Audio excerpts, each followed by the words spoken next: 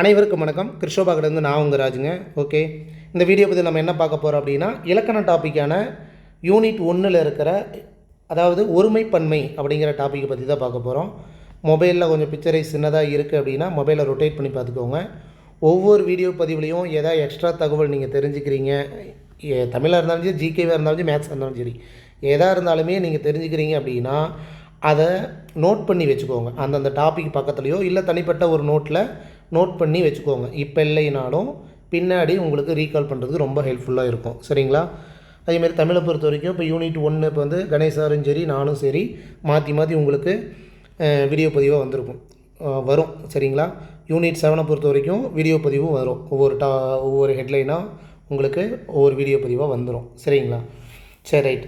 இப்போ இந்த வீடியோ பதிவில் ஒருமைப்பன்மை சம்மந்தமாக என்னென்ன பார்க்க போகிறோம் அப்படிங்கிறத முதல்ல ஓரலாக சொல்லிக்கிறேன். ஒருமைப்பன்மைனா என்ன, ஒருமைப்பன்மை சம்மந்தமாக புக்கில் என்னென்ன தகவல் இருக்குது, 6th to 12th வரைக்கும் நியூ புக்கு, ஓல்டு புக்கு, சிறப்பு தமிழ் அப்படிங்கிற எல்லா பகுதியில் இருக்கிறதையும் ஒருமைப்பன்மை சம்மந்தமாக இருக்கிற எல்லாத்தையும் தூக்கிட்டு வந்தாச்சு. அதேமாரி ஒருமைப்பன்மை அப்படிங்கும்போது இந்த 8 ரூல்ஸ் வந்து ஓரளவுக்கு கண்டிப்பாக தெரிஞ்சிருக்கணும். அதை பற்றியும் நம்ம இப்போ பார்க்க போகிறோம். அதேமாரி இதுக்கு முன்னாடி இந்த ஒருமைப்பன்மை சம்மந்தமாக எப்படி கொஸ்டின் கேட்டிருக்காங்க, அதேமாரி புக் பேக்கில் இருக்கிற ஒருமைப்பன்மை கொஸ்டினும் எல்லாத்தையுமே ஒரே வீடியோ பதிவாக நம்ம பார்க்கலாம். சரிங்களா? சரி, வீடியோ பதிவுக்குள்ளே போவோம். ஃபஸ்ட்டு ஒருமைனா என்ன, பன்மைனா என்ன? ஒருமை அப்படிங்கிறது நம்ம காமனாக தெரிஞ்சது தான், சிங்குலர் அப்படின்னு சொல்கிறது. அதாவது ஒருமை என்பது ஒன்றை மட்டும் குறிப்பது. இப்போ ஒருமையில் ஸ்டார்ட் ஆகுது அப்படின்னா அதனுடைய பயனிலையானது என்ன வரும், ஒருமையில் தான் முடியணும். இதே வந்து பன்மையில் ஸ்டார்ட் ஆகுதுன்னா பன்மையில் தான் முடியணும். இதுதான் காமன் ரூல்ஸு. ஓகேங்களா? சரி, ரைட். அப்போ ஒருமைப்பன்மை தெரியறதுக்கு முன்னாடி இருதிணை, உயர்திணை, அக்ரிணை அப்படிங்கிறது நமக்கு தெரியணும். இது நமக்கு தெரிஞ்சது. 6 அறிவுடைய மக்களை உயர்திணைன்னு சொல்லுவோம். மற்ற உயிரினங்களை இல்லை பொருட்களை என்ன சொல்லுவோம், அக்ரிணைன்னு சொல்லுவோம். அக்ரிணையை பிரித்தோம்னா அல் ப்ளஸ் திணை அப்படிங்கிற மாதிரி வரும். சரிங்களா? ஐம்பால்களான ஆண்பால், பெண்பால், பலர்பால், ஒன்றன்பால், பலவின்பால்னு ஒரு 5 இருக்குது. இதில் உயர்திணை எது, அக்ரிணை எது அப்படிங்கிறதும் நாம் தெரிஞ்சுக்க வேண்டியது இருக்குது. அப்போ ஆண்பால், பெண்பால், பலர்பாலுங்கிறது உயர்திணை, ஒன்றன்பால், பலவின்பால் அப்படிங்கிறது அக்ரிணை. ஓகேங்களா? மூவிடத்தையும் தெரிஞ்சுக்கணும். தன்மை, முன்னிலை, படர்க்கை அப்படிங்கிற மூவிடத்தையும் தெரிஞ்சுக்கணும். இதெல்லாம் ஏன் ஒருமைப்பன்மையில் தெரிஞ்சுக்கிறோம் அப்படின்னு ஒரு கேள்வி கேட்டால் எக்ஸாம் பாயிண்டில் கேட்பாங்க. அதாவது தன்மை வினைமுற்று விகுதி எழுத்து அப்படின்ட்டு இருக்குது, முன்னிலை வினைமுற்று விகுதி எழுத்து அப்படிங்கிற மாதிரி இருக்குது. இதுலேயே தன்மையில் ஒருமை வினைமுற்று விகுதி எழுத்துன்ட்டு சில இருக்குது, முன்னிலையில் ஒருமை வினைமுற்று விகுதி அப்படிங்கிற மாதிரி இருக்குது. அதேமாரி எதிர்மறையாகவும் சில எழுத்துக்கள் இருக்குது. அப்போ அதெல்லாம் வந்து கொஸ்டினாக கேட்பாங்க. சரிங்களா? அப்போ இதெல்லாம் நம்ம தெரிஞ்சுக்கிறது முக்கியம். ரைட். இப்போ பாருங்கள், தன்மை. இப்போ தன்மை எழுத்துக்கள்லாம் எப்படி இருக்கும், சொற்கள்லாம் பார்த்திங்கன்னா நான், யான், நாம், யாம், இது தெரியும். தன்மை அப்படின்னு தெரியும். இது தன்மையில் பெயர்கள் அப்படிங்கிறது தெரியுமானா இப்போ இந்த பாக்ஸ் எல்லாம் நமக்கு தெரிஞ்சிருக்கணும். இப்போ வந்தேன் எல்லாம் வினையோட முடியுது அப்படிங்கும்போது தன்மையோட வினைகள் அப்படிங்கிற மாதிரி. முன்னிலையே அதேமாரி தான். முன்னிலைனா முன்னாடி இருக்கிறவங்கள பற்றி நம்ம சொல்லுவோம். அப்போ முன்னிலை பெயர்கள் அப்படிங்கும்போது நீயே, நீர், நீவீர், நீங்கள், இது எல்லாமே முன்னிலை பெயர்கள். முன்னிலை வினைகள் அப்படிங்கும்போது அது முடிகிற மாதிரி, வினையோட முடிகிற மாதிரி இருக்கிறதா முன்னிலை வினைகள். நடந்தாய், வந்தீர், சென்றீர்கள், இதெல்லாம். சரிங்களா? படற்கைனா என்ன, தேர்ட் பர்சனாக எப்படி வந்து எழுவாயாக இருக்கும் அப்படின்னு பார்த்தா அவன், அவள், அவர், அது, அவை, இது எல்லாமே பார்த்திங்கன்னா படற்கையில் வர்றது. அதேமாரி படற்கை வினைகள்னால் இந்தந்த சொற்கள் அப்படிங்கிறது தான். சரிங்களா? சரி, ரைட். அதே மாதிரி தன்மை, ஒருமை, வினைமுற்று விகுதி எழுத்துக்கள் அப்படின்னு இருக்குது. இது நீங்கள் பிடிஎஃபாக இருக்கும்போது கொஞ்சம் பார்த்து வச்சுக்கோங்க, தெரிஞ்சு வச்சுக்கோங்க. இந்தந்த எழுத்துக்கள்லாம் வரும் அப்படிங்கிற மாதிரி. அது நீங்கள் எக்ஸாம்பிளை பார்க்கும்போது உங்களுக்கு ஈஸியாக புரியும். ரைட். அடுத்தது இந்த ஒரு ஓர் அப்படிங்கிறது தனி கான்செப்ட் தான். ஆனால் இதில் ஏன் கொண்டு வரீங்க அப்படின்னா ஒரு ஓர் அப்படிங்கிறதும் இந்த ஒருமைப்பன்மை வந்து பிழையற்ற சொற்களை நீக்குக அப்படிங்கிற இடத்துல அந்த ஒரு ஓர் அப்படிங்கிறது லிங்க் ஆகி வரும். அப்போ அதை நம்ம பார்க்க வேண்டியதாகவும் இருக்குது. சரிங்களா? ஒரு எங்கே வரும், ஓர் எங்கே வரும், இது நம்ம ஆல்ரெடி தெரிஞ்ச விஷயமா இருந்தாலும் ஒரு அப்படிங்கிறது எங்கே வரும், ஆக்சுவலாக உயிர்மெய் எழுத்துக்கு முன்னாடி. ஓர் அப்படிங்கிறது எங்கே வரும், உயிர் எழுத்துக்கு முன்னாடி. கரெக்டுங்களா? அதாவது உயிர் எழுத்துக்கு முன்னாடி ஓர், உயிர் மெய் எழுத்துக்கு முன்னாடி ஒரு. இதெல்லாம் வந்து அந்த ஒருமைப்பன்மை பிழையற்ற பிழை இல்லாமல் சென்டென்ஸ் எது அப்படிங்கிற மாதிரி கொஷின் கேட்பாங்க. அப்போ அந்த இடத்துல இது நமக்கு தெரிஞ்சுக்க வேண்டியது முக்கியம். அதேமாரி தான் அஃது அது. அஃது எங்கே வரும் அப்படின்னு நோட் பண்ணிக்கணும். உயிர் எழுத்துக்கு முன்னாடி அஃது, உயிர்மை எழுத்துக்கு முன்னாடி அது. இதுவும் இந்த கான்செப்டில் வரும். சரிங்களா? சரி, ரைட். ஒரு 8 ரூல்ஸ் அப்படின்னு சொன்னோம் இல்லையா? இது வந்து ஆல்ரெடி ஓல்டு புக்கில் கொடுத்தது தான். இதை வச்சு தான் நிறையா இருக்கும். எந்தெந்த டாபிக் அப்படிங்கிற நமக்கு தெரியாது. ஃபஸ்ட்டு பார்ப்போம். எழுதுவதை பிழை என்று எழுதினால்தான் படிப்பதற்கு பொருள். ஓகே. திணைப்பால் என்னென்ன ஆகியவற்றில் வாக்கிய பிழையும் திருத்தமும். வாக்கியங்களை பிழையின்றி எழுத சில இலக்கண நெறிகளை கையாள வேண்டும். இங்கு சில இது கொடுத்துருக்காங்க அப்படிங்கிற மாதிரி சொல்லியிருக்காங்க. ஃபஸ்ட்டு ஒன் எப்படின்னா, உயர்திணை எழுவாய் உயர்திணை பயனலையை பெற்று வரும். அதே போன்று அஃறிணை எழுவாய்க்கு பின் அஃறிணை வினைமுற்றே வரும். அதாவது உயர்திணையாக இருக்குது அப்படின்னா அதனுடைய பயனலை முடிகிறது வந்து உயர்திணையாகவே தான் முடியும். அஃறிணையாக ஸ்டார்ட் ஆகுது அப்படின்னா அதனுடைய பயனலையும் அஃறிணையாகவே தான் முடியும் அப்படிங்கிறது. சரிங்களா? நம்பர் 2. ரெண்டாவது என்ன சொல்கிறாங்க, எழுவாய் ஐம்பால்களுள் எதில் உள்ளதோ அதற்கேற்ற வினைமுற்றையே பயன்படுத்த வேண்டும். ஆண்பாலாக இருந்ததுன்னா அதனுடைய பயனிலை என்ன வரணும், அது முடிகிறது ஆண்பாலாக தான் இருக்கணும். பெண்பாலாக இருந்தால் பெண்பால், பலர்பாலாக இருந்தால் பலர்பால், ஒன்றன்பாலாக இருந்தால் ஒன்றன்பால், பலவின்பாலாக இருந்தால் பலவின்பாலாக தான் முடியும் அப்படிங்கிறத சொல்கிறாங்க. ஓகேங்களா? கல் விகுதி பெற்ற எழுவாய். இப்போ அவர்கள் அப்படின்ட்டு ஸ்டார்ட் ஆகுது அப்படின்னா முடிகிறதும் கல்லில் தான் முடியணும் அப்படின்னு சொல்கிறாங்க. கல் விகுதி பெற்ற எழுவாய் வினைமுற்றிலும் கல் தான் விகுதி பெறும். ஓகேங்களா? சரி. அதே போன்று அர் விகுதி பெற்றிருந்தால் அரு தான் முடியும். புரியுதுங்களா? அதாவது இப்போ அவர் அவர் அப்படின்னு தொடங்கியிருந்தால் அங்கே முடிகிற கடைசி எழுத்தும் அர், அவர் அரு தொடங்குது, அருல தான் முடியும் அப்படிங்கிற மாதிரி. புரியுதுங்களா? அதே போன்று அருவிகுதி பெற்றிருந்தால் வினை முற்றிலும் அருவிகுதி வருதல் அவசியம். ரைட்டு. அடுத்த பாயிண்ட்ஸ் என்ன? இருங்க, இதை நான் அடிச்சிட்றேன். 4வது பாயிண்ட்ஸை என்ன சொல்கிறாங்க, எழுவாய் ஒருமையாயின் வினைமுற்றும் ஒருமையாக தான் இருக்கணும். இது நாம் முன்னாடியே பார்த்து தான். ஒருமையாக இருந்ததுன்னா ஒருமை, பன்மையாக இருந்தால் பன்மை அப்படிங்கிற மாதிரி. தொடரின் காலத்தை உணர்த்தும் குறிப்பு சொற்கள் இருப்பின் அதற்கேற்ற காலத்தில் அமைந்த வினைமுற்றையே எழுத வேண்டும். அதாவது இந்த சிலப்பதிகாரம், தொல்காப்பியம் அப்படிங்கிற மாதிரி காலத்தை உணர்த்துகிற ஒரு குறிப்பு சொற்கள் ஏதாவது இருக்குது அப்படின்னா அதுக்கு தகுந்த என்ன எழுதணுமோ அப்படிங்கிறது அப்படிதான், அதோட வினைமுற்றை தான் எழுதணும் அப்படிங்கிற மாதிரி இருக்குது. சரிங்களா? அது எக்ஸாம்பிள் பார்த்தா உங்களுக்கு புரியும், பார்த்துக்கலாம். கூறியது கூறல் ஒரே தொடரில் இடம்பெறக்கூடாது அப்படின்னு இருக்காங்க. அது என்னது கூறியது கூறல்னா, ஒரே சென்டென்ஸில் சொன்னதையே மறுபடியும் வர மாதிரி இருக்கக்கூடாது.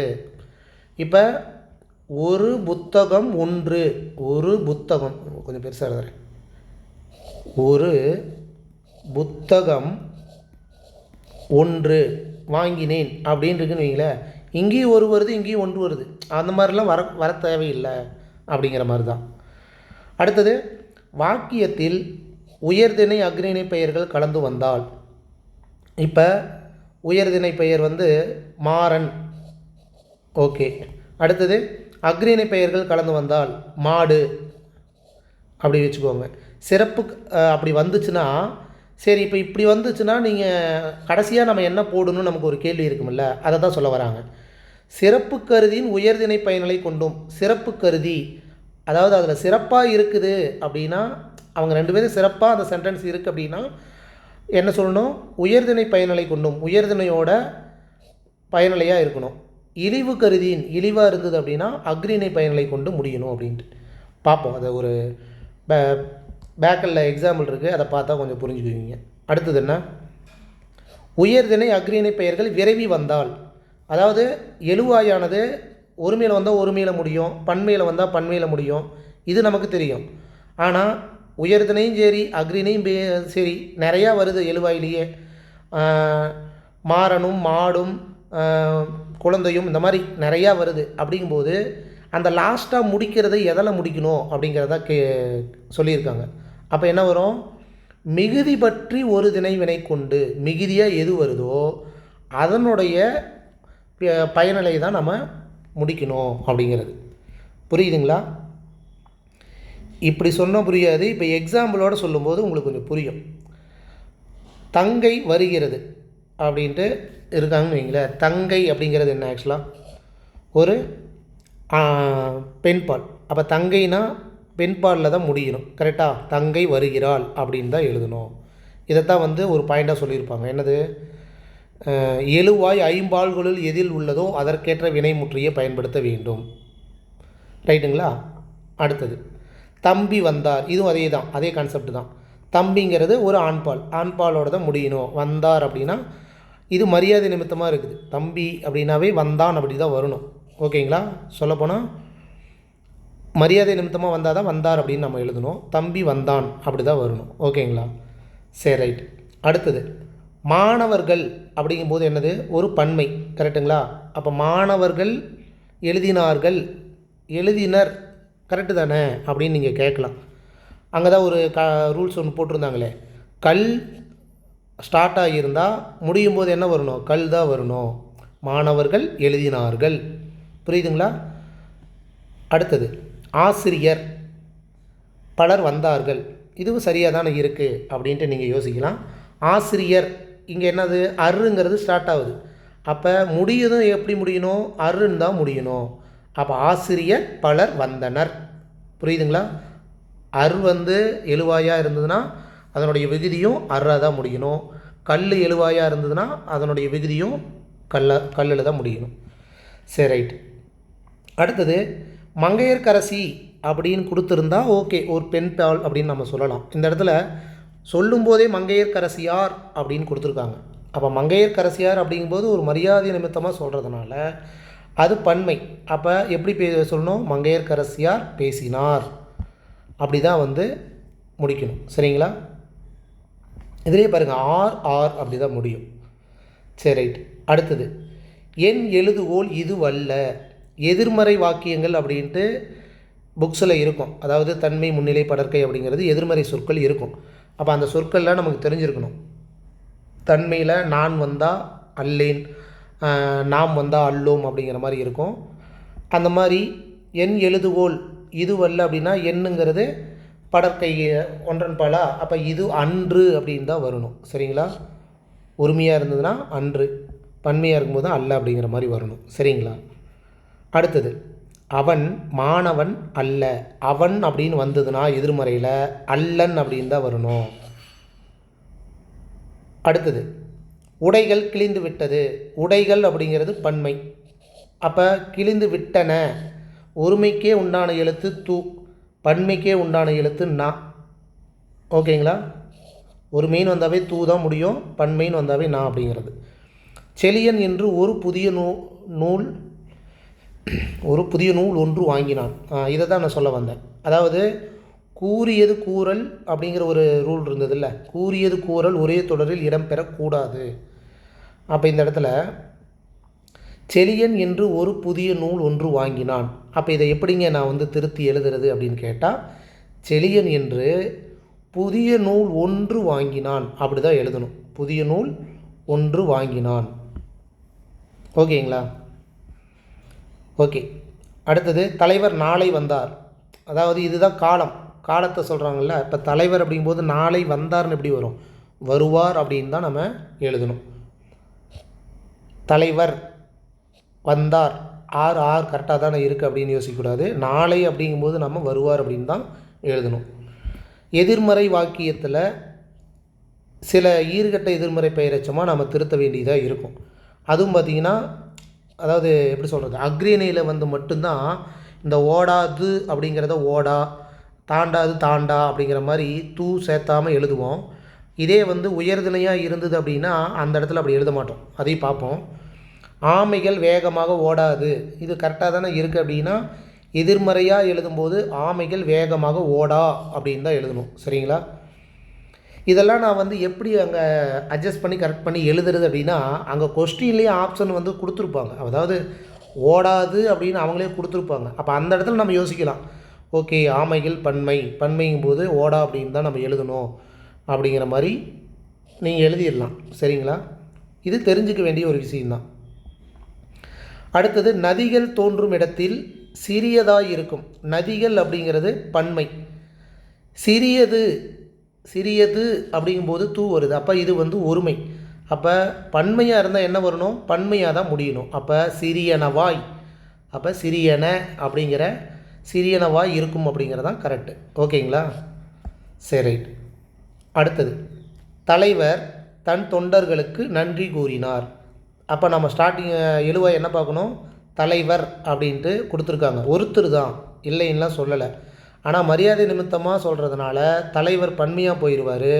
அப்போ பன்மையாக இருக்கும்போது தன்னுங்கிறது தம்மாக மாறிடும். ஓகேங்களா? தலைவர் தம் தொண்டர்களுக்கு நன்றி கூறினார். ஓகே, அடுத்தது பாருங்கள். ஒவ்வொரு ஊர்களிலும் தொலைக்காட்சி பெட்டி உள்ளது. இப்போ ஒருமைக்குன்னு ஒரு அது பின்னாடி பார்ப்போம், புக்கில் இருக்கிற தகவல் தான். இந்த ஒவ்வொருன்னு ஒன்று இருக்குது பார்த்தீங்களா? ஒவ்வொரு, இதெல்லாம் நோட் பண்ணி வச்சுக்கோங்க. ஒவ்வொரு அப்படின்னு ஒரு சென்டென்ஸில் வருது அப்படின்னா அது ஒருமைக்கே உண்டானது. ஒருமைக்கே உண்டான சொல் ஒவ்வொரு அப்படிங்கிறது ஞாபகம் வச்சுக்கோங்க. அப்போ ஒவ்வொரு அப்படின்னா ஊர்கள் அப்படின்னு எப்படி பன்மைக்கு சேர்த்தக்கூடாது, ஒருமைக்கு தான் சேர்த்தணும். அப்போ ஒவ்வொரு ஊர்களிலும்னா ஒவ்வொரு ஊரிலும். புரியுதுங்களா? ஒவ்வொரு அப்படிங்கிறது ஒருமைக்கே உண்டானது. ஒவ்வொருன்னு வந்ததுனால ஊர்கள் நம்ம சொல்லக்கூடாது, ஊருன்னு தான் சொல்லணும். இதில் ஒன்றே ஒன்று நீங்கள் தெரிஞ்சுக்கிறது என்ன அப்படின்னா, இப்போ பாருங்கள், ஒவ்வொரு நான் என்ன சொல்லிட்டேன்? ஒருமைக்கு தான் அப்படின்னு சொல்லிட்டேன். இங்கே ஊர் அப்படின்னு இருக்குது, கரெக்டாக? இதே இடத்துல ஒவ்வொரு பள்ளிக்கூடம் இருக்குன்னு வைங்களேன். அப்போ இந்த இடத்துல நோட் பண்ண வேண்டியது ஒரு ஓரையும் நீங்கள் நோட் பண்ணணும். ஒரு ஓர், இது ரெண்டையுமே நோட் பண்ணணும். ஏன் நோட் பண்ணணும் அப்படின்னா, இப்போ ஊ அப்படிங்கிறது உயிரெழுத்து. உயிரெழுத்துக்கு முன்னாடி என்ன வரணும்? ஓர் வரணும். அப்போ ஒவ்வொரு அப்படி எழுதணுமானா எழுதக்கூடாது, ஒவ்வொரு அப்படின்னு தான் எழுதணும். ஒவ்வொரு ஊர் அப்படின்னு தான் எழுதணும். அதே பாருங்கள், அப்படி தான் கொடுத்துருப்பாங்க பாருங்கள், ஒவ்வொரு ஊரிலும். புரியுதுங்களா? சரி, ரைட்டு. இதே இடத்துல ஒவ்வொருன்னு வந்துருச்சு, ஆனால் இங்கே பள்ளிக்கூடம் அப்படின்னு உயிர்மை எழுத்து வந்திருக்கு. அப்போ அது கரெக்டு தான். ஒவ்வொரு பள்ளிக்கூடம் அப்படிங்கிற மாதிரி, ஒவ்வொரு பள்ளிக்கூடம். புரியுதுங்களா? அவ்வளோதான். ஒவ்வொருங்கிறது ஒருமைக்கே சேர்ந்தது. ஒரு ஓர் அதை பார்க்கணும். இதுதான் இதனுடைய அந்த கான்செப்டை, வேற ஒன்றும் இல்லை. இதுதான் காலம் கடந்த சொற்கள் வரும்போது என்ற அப்படிங்கிறது எப்படி மாறணும் அப்படின்னா எனும் அப்படிங்கிறது தான் மாறணும். சரிங்களா? தொல்காப்பியம் என்ற இலக்கண நூல் தொன்மையானது அப்படின்னா கரெக்டு தான். ஆனால் எழுத்து வழக்காக நாம் எழுதும்போது தொல்காப்பியம் எனும் அப்படிங்கிற மாதிரி தான், இதுதான் கரெக்ட். ஓகேங்களா?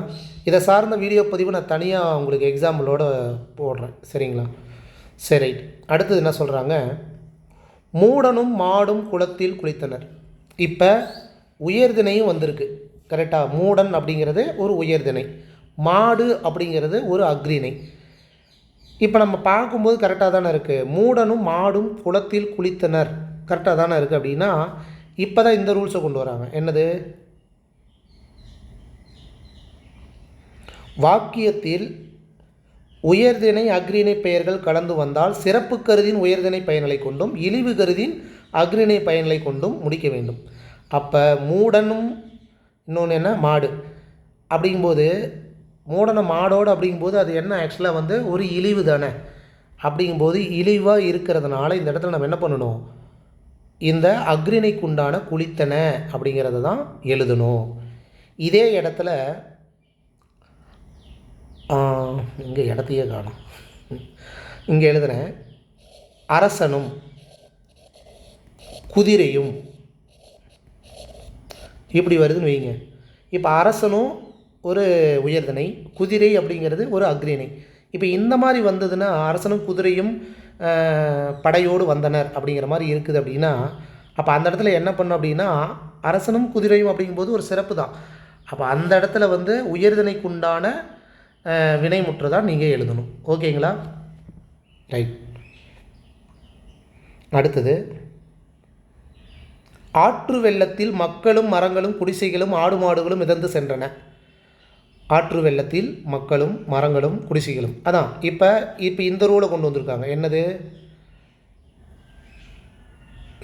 உயர்திணை அக்ரிணை பெயர்கள் விரைவி வந்தால், அப்படி தானே? இங்கே ஆற்று வெள்ளத்தில் மக்கள் உயர்திணை, மரங்கள் அக்ரிணை, குடிசைகள் அக்ரிணை. அப்போ இந்த மாதிரி ஆடு மாடுகள் அப்படிங்கிற அக்ரிணை.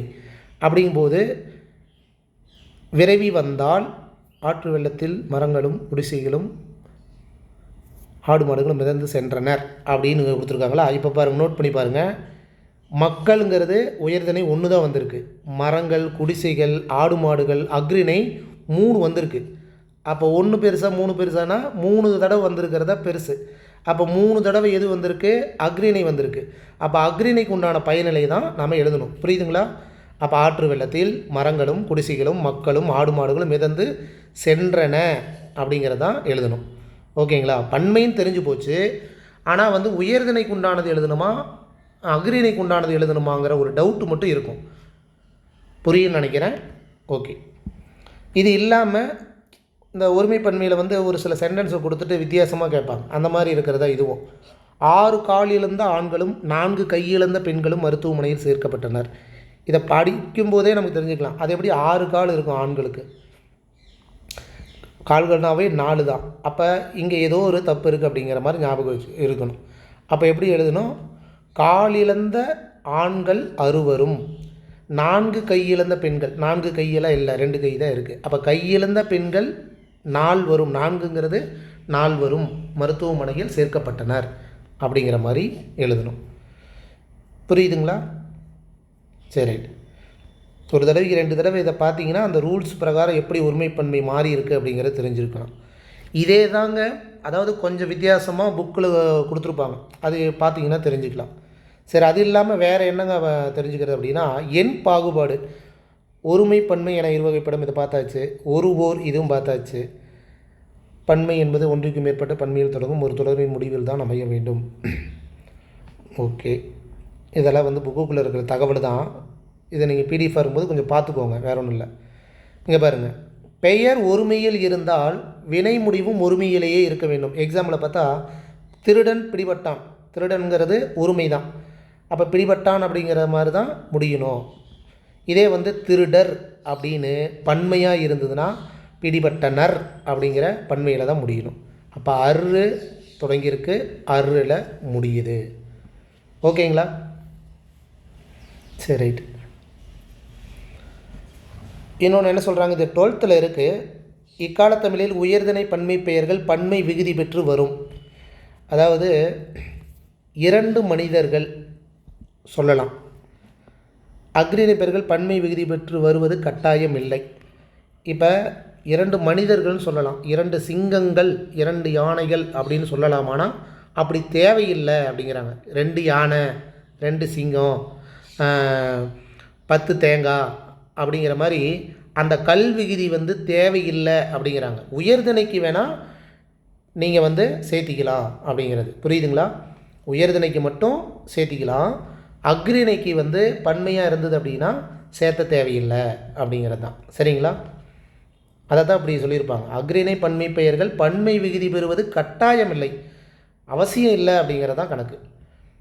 10 தேங்காய் கொடுத்தா நம்ம கடைக்கே போகும்போது 10 தேங்காய்ன்னு தான் சொல்லுவோம் தவிர 10 தேங்காய்கள் கொடு அப்படின்னு சொல்ல மாட்டோம்.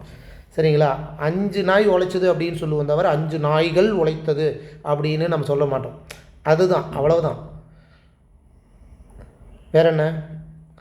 தற்கால தமிழிலும் பேச்சிலும் எழுத்திலும் காணப்படுகின்ற ஒரு டவுட் என்னென்னா, ஒவ்வொரு, அதான் இப்போ நான் சொன்னேன் பார்த்தீங்களா, ஒவ்வொரு அப்படிங்கிறது வந்து ஒருமைக்கே உண்டானது. அப்போ ஒருமைக்கு உண்டான சொற்கள் தான் அங்கே வரணும். அப்போ ஒவ்வொரு வீடுகள் அப்படிங்கிற பன்மையை சேர்த்தக்கூடாது. ஒவ்வொரு வீடு அப்படிங்கிற மாதிரி ஒருமையில் தான் நீங்கள் எழுதணும். அதுக்கு முன்னாடி நீங்கள் என்ன பார்க்கணும்? ஒரு ஓர் பார்க்கணும். வி அப்படிங்கிறது உயிர்மை எழுத்தாக இருக்கிறதுனால ஒரு அப்படிங்கிறது கரெக்டு தான். ஓகேங்களா? சரி, ரைட். அடுத்தது எண்ணுப்பெயர். எண்ணுப்பெயர் அப்படின்னா என்னங்க அப்படின்னா, நம்பர்ஸுக்கு அப்புறம் ஒரு சொற்கள் இருக்குது அப்படின்னா அந்த இடத்துல எப்படி, இப்போ நம்ம 10 தேங்காய் சொன்னோம்ல, அந்த மாதிரி தான் 10 பாட்டு, 8 தொகை, இதை எல்லாமே நம்ம வந்து படிச்சிருக்கும் போதே பார்ப்போம். ஏன் தொகைகள் 8 சொல்கிறோம்ல, ஏன் 8 தொகைகள் நம்ம சொல்ல மாட்டேங்கிறோம் அப்படின்னா அது அப்படி எழுதக்கூடாது. எண்ணு பெயருக்கு முன்னாடி, அதாவது ஒரு பொருளுக்கு முன் எண்ணு பெயர் அடையாக வரும்போது ஒன்றிற்கு மேற்பட்ட எண்ணிக்கையை குறித்தால் அச்சொல்லை பன்மையாக்க வேண்டியது இல்லை. அப்போ அப்படி எழுதக்கூடாது அப்படின்னு சொல்கிறாங்க. புரியுதுங்களா? அப்போ சென்டென்ஸில் 8 தொகைகள்னு கொடுத்துருந்தா நீங்கள் அதை தப்பு, 8 தொகைன்னு தான் எழுதணும். 10 பாட்டுகள்னு கொடுத்துருந்தா அதுவும் தப்பு, 10 பாட்டுன்னு தான் எழுதணும். புரியுதுங்களா? 4 மலர், முக்கணி, நாம் படிக்கும்போது படிச்சிருப்போம்ல, முக்கணி அப்படின்னு தான் சொல்லுவோம். முக்கணிகள் அப்படின்லாம் சொல்ல தேவையில்லை. சரிங்களா? அடுத்தது இந்த டாப்பிக்கை பொறுத்த வரைக்கும் பல சில அப்படின்ட்டு இப்போ ஒரு வாக்கியத்தில் பல சில அப்படிங்கிற மாதிரி வருது அப்படின்னா அங்கே எப்படி நம்ம யூஸ் பண்ணுறதா இப்போ நம்ம பார்க்க போகிறோம். சரிங்களா? பல சில என்னும் சொற்கள் அஃறிணைக்கே உரியது. பல சில சொற்கள் என்னதுக்கு? அஃறிணைக்கு மட்டுமே உரியது. அதை உயர்திணைக்கு பயன்படுத்தக்கூடாது. எப்படி? எனக்கு பல நண்பர்கள் உள்ளனர். கரெக்டு தானே அப்படின்னு யோசிக்கலாம். அதாவது பல சில அப்படிங்கிறது அஃறிணைக்கே உரியதுன்ட்டாங்க. அப்போ நண்பர்கள் அப்படிங்கும்போது உயர்திணை. அப்போ இதை எப்படி எழுதணும்? எனக்கு நண்பர்கள் பலர் அப்படிங்கிற பலர் இறதை சேர்த்து நம்ம எழுதணும். ஓகேங்களா? இப்படி தான் எழுதணும்னு கணக்கு இருக்குது. அதேமாரி பாருங்கள், நாட்டின் விடுதலைக்காக பாடுபட்ட பல தலைவர்களுள் இவரும் ஒருவர் அப்படின்னு கொடுத்துருக்காங்க. இப்போ பல அப்படின்னு வந்திருக்கு. அப்போ தலைவர்கள் உயர்திணை. அப்போ இது தவறு. அப்போ இப்போ எப்படி எழுதணும்? தலைவர்கள் பலர், பலருள் அப்படிங்கிற மாதிரி எழுதணும். ஓகேங்களா? இதை தான் பல நண்பர்கள் பலர், சில பெண்கள்னு கொடுக்கக்கூடாது, பெண்கள் சிலர், இப்படி தான் எழுதணும் அப்படிங்கிறதான் ஒரு எக்ஸாம்பிளாக எடுத்துகிட்டு வந்திருக்கேன். சரி, ரைட். அதேமாரி ஒரு சென்டென்ஸில் எல்லா அப்படின்னு வந்ததுன்னா இதெல்லாம் நோட் பண்ணிக்கணும். இப்போ ஒவ்வொரு வந்தால் ஒருமைக்கு, பல சில வந்தால் அஃறிணைக்கு, எல்லாம் அப்படின்னு வந்தால் பன்மைக்கே வர வேணும் அப்படிங்கிறது அர்த்தம். எல்லானாவே பன்மை, அதாவது நிறையா இருக்கிற மாதிரி. அப்போ ஒரு சென்டென்ஸில் எல்லா உறுப்பினரும் அப்படின்னு சொன்னால் அது தப்பு. அப்போ எல்லா உறுப்பினர்களும், எல்லா வீடுகளுக்கும் அப்படிங்கிற பன்மை தான் வரணும். சரிங்களா? அதேமாதிரி எந்த அப்படிங்கிற ஒரு சொல் வருது அப்படின்னா அது ஒருமைக்கே உண்டானது. எந்த புத்தகங்களும் அப்படின்னு சொல்லக்கூடாது, எந்த புத்தகமும், எந்த பக்கமும் அப்படிங்கிற மாதிரி ஒருமைக்கு தான் நாம் பயன்படுத்தணும். எந்த நாடுகளிலும் அப்படிங்கிற மாதிரி நம்ம யூஸ் பண்ண தேவையில்லை. எந்த நாட்டிலும். புரியுதுங்களா? அப்போ அப்போ இதெல்லாம் நோட் பண்ணிக்கணும். அடுத்தது இப்போ தான் நம்ம புக்குக்குள்ளேயே வரோம். இப்போ ஒருமைப்பன்மை சம்மந்தமாக சில தகவல்கள் தெரிஞ்சுக்கிட்டீங்க அப்படின்னா இப்போ புக்கில் இருக்கிற புக் பேக் கொஸ்டினை நீங்கள் டக்குன்னு ஆன்சர் பண்ணுறதுக்கு ரொம்ப யூஸ்ஃபுல்லாக இருக்கும். சரிங்களா? இப்போ அடுத்தது பாருங்கள், 8th நியூ புக்கில் இயல் 7ல் பார்த்தீங்கன்னா எதிர்மறை சொற்கள் அப்படின்னு இருக்குது. இதை தான் நான் சொன்னேன், தன்மையில் ஒருமை. அதாவது நான் அப்படின்னு ஒருமையாக இருந்ததுன்னா அங்கே என்ன நம்ம எழுதணும் அப்படின்னா எதிர்மறை சொற்களாக இருக்கணும், அல்லேன்னு தான் எழுதணும். இதே பன்மையாக இருந்ததுன்னா அல்லோம் தான் எழுதணும். சரிங்களா? இதே முன்னிலையில் நீன்னு ஒருமையில் இருந்தால் அல்லை, நீ அல்லை, நீ வீர் அல்லீர். இது சிம்பிளாக ஒன்றும் இல்லை. இங்கே நான்னா அல்லேன், இன்னுன்னு வரும், இம்முன்னு வரும். நீ அல்லை, நீ வீர் அல்லீர், இங்கே இங்கே அந்த மாதிரி. படற்கையில் அதேமாரி தான். அவன்னா அல்லன், அவள்னா அல்லல், அவர்னா அல்லர். ஒன்றன் பாலை பொறுத்த வரைக்கும் எப்படி? அது அன்று அவை அல்ல. இதுதான் அடிக்கடி கேட்பாங்க. முக்கியமான ஒரு பாயிண்ட்ஸ் அப்படின்னா இந்த ரெண்டும் தான். அதேமாதிரி இந்த நீவீர் அல்லீர் இது கொஞ்சம் அப்பப்போ கேட்பாங்க. இந்த ரெண்டு இதுவும் ரொம்ப முக்கியமானது. அது கொஞ்சம் அந்த எக்ஸாம்பிள் கொஞ்சம் நிறையா பார்த்துக்கோங்க. சரி, ரைட். ஒன்றன் பாலில் பாருங்கள், அது அன்று. ஒன்றன் பாலில் ஒருமையாக இருந்ததுன்னா அது எப்படி? உயிரெழுத்துக்கு முன்னாடி நம்ம பார்த்தோம் இல்லையா, உயிரெழுத்துக்கு முன்னாடி என்ன வரணும்? அஃது. இதே மெய்யெழுத்தாக வந்ததுன்னா மட்டும்தான், அதாவது உயிர்மெய் எழுத்தாக வந்தால் மட்டும்தான் அது அப்படின்னு போடணும். சரிங்களா? சரி, ரைட். அப்போ இந்த டாபிக் வாங்கினது ரொம்ப ரொம்ப முக்கியம். இது நீங்கள் மாற்றி எழுதி பார்க்கணும், சொல்லி பார்க்கணும். சரிங்களா? ஏன்னா இது பொறுத்துக்க ஆப்ஷன்லையும் கேட்பாங்க. அதாவது நீ அல்ல, இந்த நீ அல்லை, நீ வீர் அல்லீர் அப்படிங்கிறது ஒரு பக்கமாக கொடுத்துட்டு தன்மையில் ஒருமை, முன்னிலையில் பன்மை அப்படிங்கிற மாதிரி மாற்றி கொடுத்து பொறுத்துக அப்படிங்கிற மாதிரி கேட்பாங்க. வேறுண்டு வினை இல்லை அப்படிங்கிற மாதிரி இந்த வேறு, உண்டு, இல்லை, இது எல்லாத்துக்குமே, அதாவது 3 இடத்துக்கும் சரி ஐம்பாலுக்கும் பொதுவான சொற்கள் அப்படிங்கிறத ஞாபகம் வச்சுக்கோங்க. சரிங்களா? சரி, அடுத்தது அந்த புக் பேக்கில் இருக்கிற ஒரு கொஸ்டினை நம்ம பார்ப்போம். ஒருமைப்பன்மை சம்மந்தமாக பின்வரும் தொடர்களில் உள்ள பிழைகளை திருத்தி எழுதுக அப்படின்ட்டு ஒரு 5 சென்டென்ஸ் கொடுத்துருக்காங்க. அதை செய்தது நான் அன்று. இப்போ நமக்கு என்ன தெரிஞ்சிருக்கணும்? எதிர்மறை சொற்கள் தெரிஞ்சிருக்கணும். அதை செய்தது நான் அப்படின்னு கொடுத்துருக்காங்க. இருங்க, நான் இதை இப்படி கொண்டு வந்துடுறேன்.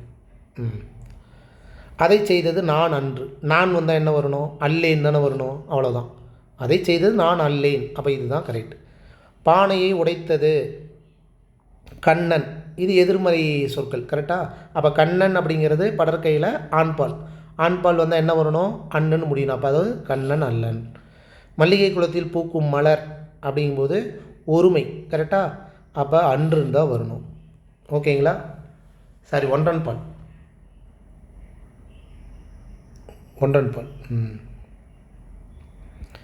சித்தர்கள் செயற்கையை விரும்பியவர்கள் அப்படிங்கும்போது சித்தர்கள் அப்படிங்கும்போது இது நிறைய பேர் குறிக்கிறதுனால இது பலர்பால்.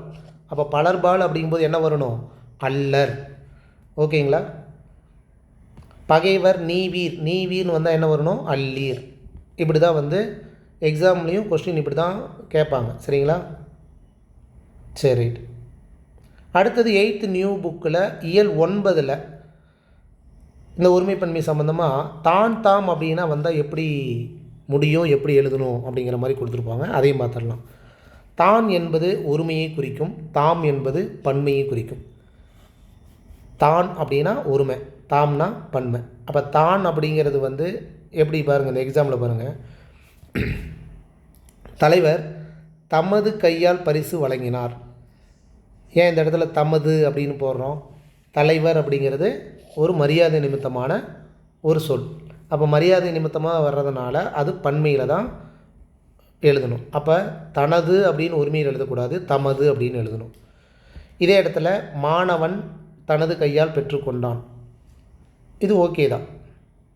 அப்போ மாணவன் அப்படிங்கும்போது ஒருமை. கரெக்டாக? அப்போ தனது அப்படிங்கிற மாதிரி தான் எழுதணும். ஓகே, வேறு என்ன? மாடுகள் தமது தலையாட்டி. இதெல்லாம் வந்து எக்ஸாம்பிள் கொடுத்துருக்காங்க. இதை பார்த்தீங்கன்னாவே உங்களுக்கு தெரியும். மாடுகள் அப்படிங்கிறது பன்மை, பன்மைனாவே தமது தான் வரும். அதான் இங்கே கொடுத்துருக்காங்கல்ல, தாம் என்பது பன்மைக்கு அப்படிங்கிற மாதிரி. கன்று அப்படிங்கிறது ஒருமை அப்படிங்கும்போது தனது தான் வரணும். சிறப்பா இந்த புக் பேக் கொஸ்டின் ஆன்சர் நம்ம பார்த்துடலாமா? ஓகே. சிறுமி டேஸ் கையில் மலர்களை வைத்திருந்தால் தனது வருமா தமது வருமா? சிறுமிங்கிறது ஒருமை. ஒருமைனா என்ன வரணும்? தனது. ஓகேங்களா? அம்பேத்கர் ஒடுக்கப்பட்ட மக்களின் உயர்வுக்காக அப்படின்ட்டு கொடுத்துருக்காங்க. உழைப்பை நல்கினார்னா அம்பேத்கருங்கிறது மரியாதை நிமித்தம். அப்போ மரியாதை நிமித்தமாக வரும்போது தமது. உயர்ந்தோர், உயர்ந்தோர்னாவே பன்மை தான். அப்போ பன்மைனாவே தம்மைத்தாமே புகழ்ந்து கொள்ள மாட்டார்கள் அப்படின்னு தான் வரணும். இவை, இப்போ இதில் நீங்கள் தெரிஞ்சுக்க வேண்டியது என்ன? இவை இவை அப்படின்னா ஆக்சுவலாக வந்து பன்மை. இது அப்படின்னா தான் ஒருமை. ஓகேங்களா? அப்போ இவைனாலும் ஒன்று தான், இவைகள்னாலும் ஒன்று தான். ஆனால் இவைகள் அப்படின்ட்டு தற்கால வழக்கில் எழுதுறது கிடையாது. இவைனாவே அது பன்மை தான். அப்போ இவை தாம் அப்படின்னு தான் எழுதணும். குழந்தைகள், குழந்தைகள் அப்படின்னாவே நிறைய பேர். அப்போ பன்மை, பன்மைனாவே தம்மால். புரியுதுங்களா? சரி, அடுத்தது 6th ஓல்டு புக்கில் கொடுத்துருப்பாங்க. இதை நம்ம ஆல்ரெடி தகவலாக சொல்லிட்டோம். இந்த பூனா ஒருமை, பூக்கள்னா பன்மை. இது நமக்கு நீங்கள் அப்படியே பார்த்தீங்கன்னாவே தெரிஞ்சுக்கலாம். ஓகே, இடம் பயிற்சி இது தேவையில்லை. இந்த எக்ஸாம்பிளை பார்ப்போம். 6th ஓல்டு புக்கில் இருக்கிறத. காற்று வீசின, மரங்கள் அசைந்தது. காற்று அப்படின்னா அது சிங்குலர். அப்போ ஒருமையில் இருக்கிறதுனால வீசியது அப்படின்னு தான் வரும். கரெக்டாக? மரங்கள் அப்படிங்கும்போது பன்மை, நிறைய இருக்குது அப்படிங்கிற மாதிரி. அப்போ அசைந்தன. தங்கப்பனும் செல்லப்பனும் பள்ளிக்கு சென்றான். தங்கப்பனும் செல்லப்பனும்னா என்ன? ஒன்றுக்கு மேற்பட்ட பேர். அப்போ நிறைய பேர்னு அர்த்தம். அப்போ பள்ளிக்கு சென்றான் ஒருமையில் சொல்கிற மாதிரி இருக்குது. புரியுதுங்களா? அப்போ பள்ளிக்கு சென்றனர் அப்படின்னு தான் முடியணும். காலம் சார்ந்து பாருங்கள். நாளைக்கு நான் ஊருக்கு போய் சேர்ந்தேன் வரும். நான் நாளைக்கு ஊருக்கு போய் சேர்வேன் அப்படிங்கிற மாதிரி தான் வரும். நேற்று பால் பொங்குகிறது. பொங்குகிறதுனா இப்போ பொங்குற மாதிரி சொல்கிறாங்க. அப்போ நேற்று அப்படிங்கும்போது பொங்கியது அப்படி தான் வரணும். ஓகேங்களா? சரி, ரைட். இந்த பாக்ஸ் ஐட்டம் ஒரு முக்கியமான பாக்ஸ் ஐட்டம் தான். என்ன அப்படின்னா, ஒரு செயலை செய்யும் ஏவும் வினைமுற்று ஏவல் வினைமுற்று. அப்போ ஏவல் வினைமுற்றில் ஒருமைப்பன்மை எப்படி வரும்னு பாருங்கள். 2 வகையிலையும் வரும் அப்படிங்கிற மாதிரி. அதாவது எழுது அப்படிங்கன்னா ஒருமை. அப்போ பன்மையில் எப்படி எழுதுவோம்? எழுதுங்கள் அப்படின்னு தான் எழுதுவோம். இப்போ நம்ம அப்படி தான் எழுதிட்டுருக்குறோம். ஆனால் இதுக்கு முன்னாடி பார்த்திங்கன்னா எழுதுமின் அப்படின்னு தான் சொல்லியிருக்காங்க. அப்போ எக்ஸாம்பிள் எழுதுமின் கொடுத்துருந்தா அதுக்கு பேர் பன்மை அப்படிங்கிறது ஞாபகம் வச்சுக்கோங்க. சரிங்களா? சரி, ரைட். ப்ராக்டிஸ் கொஸ்டின் சில இது எடுத்துகிட்டு வந்திருக்கேன், பார்ப்போம். ஒருமைப்பன்மை பிழை நீக்கி எழுதுக. தலைவனது நட்பு நிலத்தினை விட பெரியன. தலைவனது நட்பு நிலத்தை விட பெரியன அப்படின்னு வரும்னா ஒரு நிலம் தான் இருக்குது. அப்போ பெரியது அப்படின்னு தான் வரணும். கரெக்டாக? நிலத்தை விட பெரியது. அடுத்தது குறிஞ்சி பூக்கள் பூத்திருந்தது அப்படின்னு கொடுத்துருக்காங்க. அப்போ இதில் என்ன தப்பு இருக்குது? குறிஞ்சி பூக்கள் அப்படிங்கும்போது நிறைய பன்மையில் இருக்குது. அப்போ பன்மையில் தான் முடியணும். அப்போ தூ வருமானா வராது, பூத்திருந்தன அப்படின்னு தான் வரணும். ஓகேங்களா? சரி, அடுத்தது ஒருமை சொற்களை பன்மையாக மாற்றுக. எக்ஸாம்பிள் கொடுத்துருக்காங்க. யானையின் கண் சிறியது. இது ஒருமை. கண்ணுங்கிறது ஒரு கண்ணு தான். அப்போ சிறியது கரெக்டு தான். யானையின் கண்கள், கண்கள்னால் நிறையா இருக்குது. அப்போ சிறியன. இப்படி தான் ஒரு எக்ஸாம்பிளை கொடுத்துட்டாங்க. அப்போ காட்டு மரம் உயரமானது, இது ஒருமையில் இருக்குது. கரெக்டாக? இப்போ நம்ம பன்மையாக மாற்றணும். காட்டு மரம் உயரமானது அப்படின்னா அப்போ காட்டு மரங்கள் உயரமான, காட்டு மரங்கள் உயரமானவை அப்படின்னு முடியணும். அப்போ இந்த இடத்துல நான் வரணுமா அப்படின்லாம் யோசிக்க தேவையில்லை. உயரமானவை அப்படின்னு நம்ம எழுதணும். சரிங்களா? மயில் அழகானது. அப்போ மயில்கள் அழகானவை அப்படிங்கிற மாதிரி பன்மையில் முடியணும். ஓகேங்களா? பழம் பழுத்தது. இது ஒருமையில் இருக்குது. அப்போ நம்ம பன்மையாக மாற்றணும். அப்போ பழங்கள் பழுத்தன, பழங்கள்னு எழுதணும். இந்த இடத்துல பழுத்தன அப்படின்னு முடியணும். நான் படித்தேன் அப்படிங்கும்போது நாம் படித்தோம். ஓகே. அடுத்தது ஒரு சென்டென்ஸை கொடுத்து பன்மையை ஒருமையாக மாற்றுக அப்படின்னு கேட்டாங்கன்னா எப்படி பார்ப்போம்.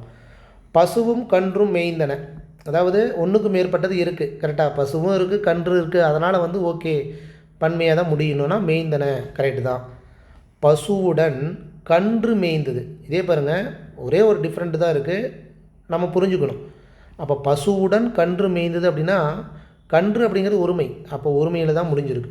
எக்ஸாம்பிளுக்கு கொடுத்துட்டாங்க. இப்போ நம்ம என்ன பண்ணணும்? பன்மையாக ஒருமையாக மாற்றணும். மரத்தில் காயும் கனியும் இருந்தன. இப்போ எப்படி நாம் ஒருமையாக மாற்றுறது?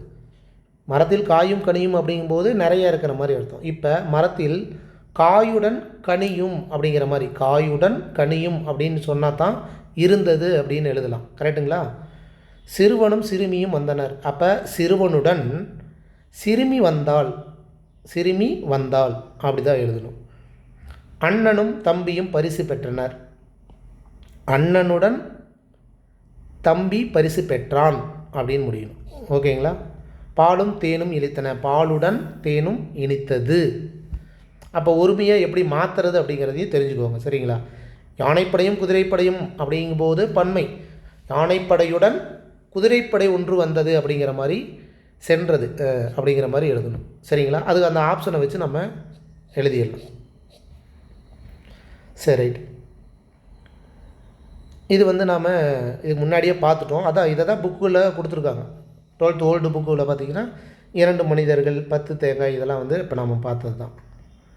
வேறு என்ன?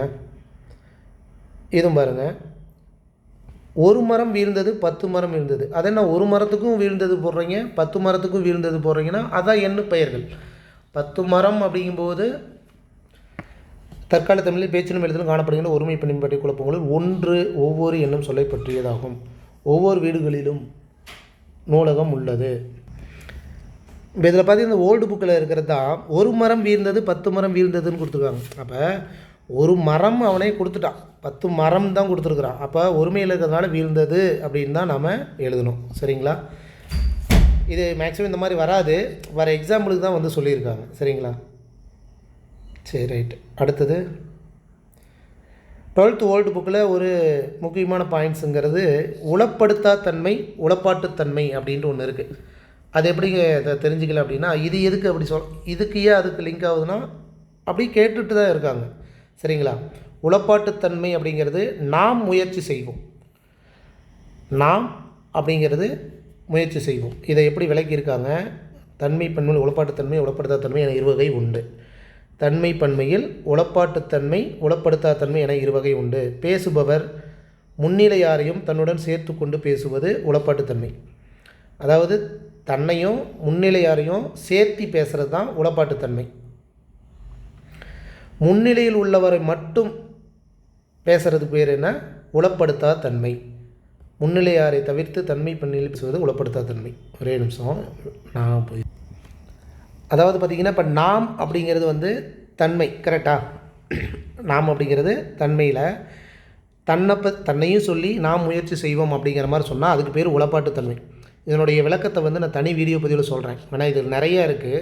உளப்பாட்டுத்தன்மை, உளப்படுத்தாத தன்மை அப்படின்ட்டு அந்தந்த ஓல்டு புக்கில் இருக்குது. இதை வந்து இந்த ஒருமைப்பன்மைக்குள்ளே ஏன் சொல்கிறேன் அப்படின்னா,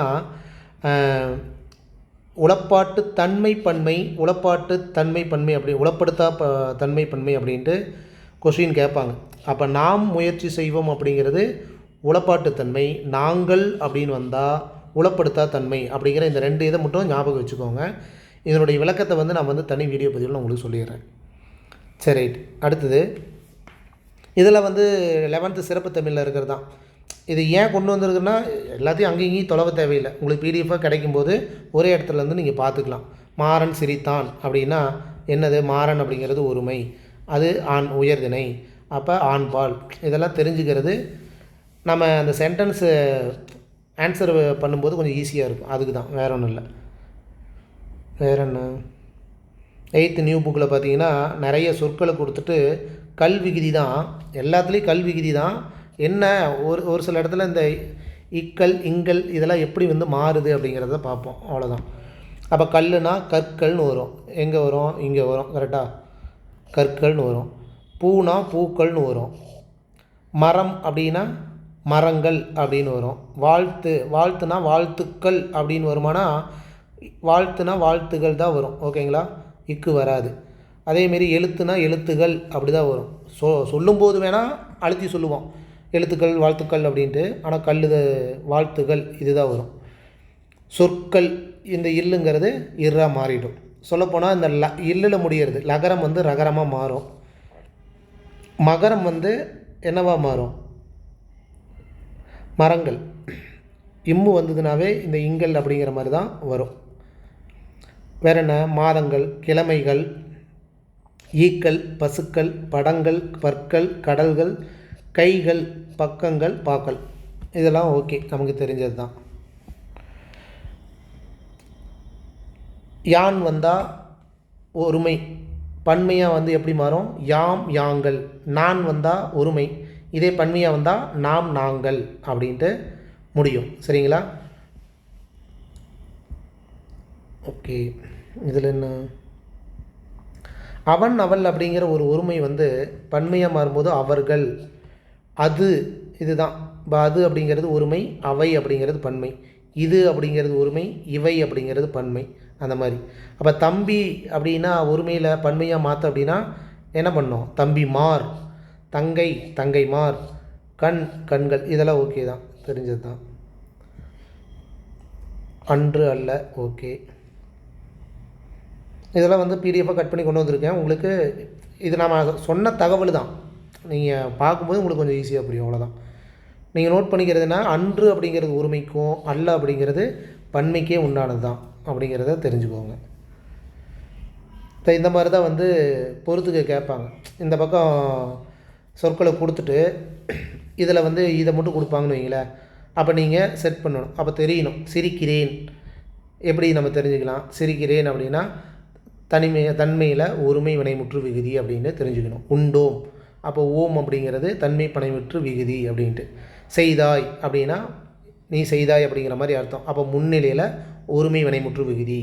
பாரீர் அப்படிங்கிறது. இதெல்லாம் வந்து தெரிஞ்சுக்கிட்டா அதான் வினைமுற்று விகுதி எழுத்து தெரிஞ்சுது அப்படின்னா கொஞ்சம் ஈஸி. அப்போ தான் வந்து இந்த சொற்களை வந்து நம்ம புரிஞ்சு எழுத முடியும், வேற ஒன்றும் இல்லை. சில வாக்கியத்தில் உண்டாகும் பிழைகளும் நீக்கமும் அப்படின்ட்டு இருக்குது. இதை பார்ப்போம் எப்படின்ட்டு. வண்டிகள் ஓடாது. இந்த ஈறுகட்ட எதிர்மறை பெயரச்சமும் இதில் அடங்குன்னு சொல்லியிருந்த பார்த்தீங்களா ஒருமை பன்மையில். அப்போ பாருங்கள், ஓடாது வண்டிகள் அப்படிங்கும்போது ஓடா அப்படின்னு தான் எழுதணும். அவை அப்படிங்கும்போது பன்மை, கரெக்டாக. அப்போ உளது அப்படிங்கிற தூ வந்து வருமா அப்படின்னா, ஆக்சுவலாக உளது அப்படிங்கிற தூன்னா என்னது, ஒருமையில் தான் வரும். பன்மைக்கு உண்டான எழுத்து நான் தான் வரணும். உலன அப்படின்னு எழுதணுமானா தேவையில்லை, உல. அவை இங்கே உல. ஓகேங்களா. அது எல்லாம், அது அப்படிங்கிறது இதில் நீங்கள் நோட் பண்ணுறது என்ன, எல்லா எல்லா அப்படின்னு வந்தாவே என்னது பன்மைக்கே உண்டானது அப்படின்னு நம்ம பார்த்தோம். அப்போ அது எல்லாம் வருமானா அவை எல்லாம் அப்படின்னு தான் வரணும். மக்கள் கிடையாது, இதை தான் நான் சொல்லியிருந்தேன். அதாவது அக்ரிணியாக இருக்கும்போது ஓடாது வந்து ஓடா அப்படின்னு எழுதலாம்.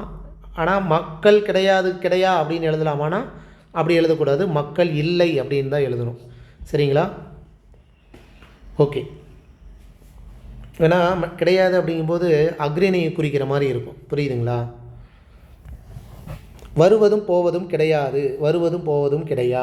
ஓகே. ஒன்றோ அல்லது இரண்டோ தருக.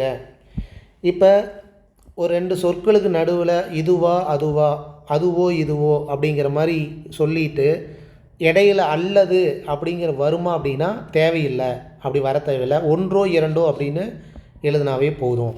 ஓகேங்களா. சென்னை என்ற நகரம் அப்படிங்கும்போது சென்னை என்னும் நகரம் அப்படின்னு தான் நம்ம எழுதணும். எனது மகன், என் மகன், அது எப்படி எனது மகன் ஒன்று தானே என் மகன் ஒன்று தானே அப்படின்னா, எனது என் ப்ளஸ் அது.